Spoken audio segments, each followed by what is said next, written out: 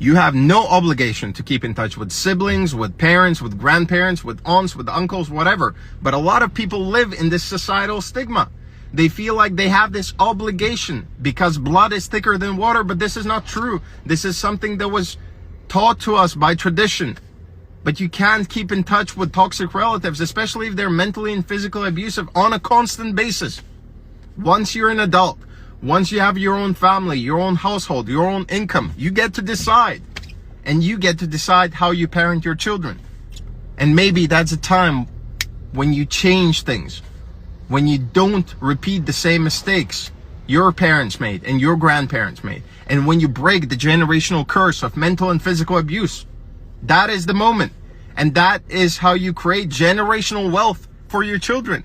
Mentally, you create a lot of more peace and you create safety for them, something that you never had as a child.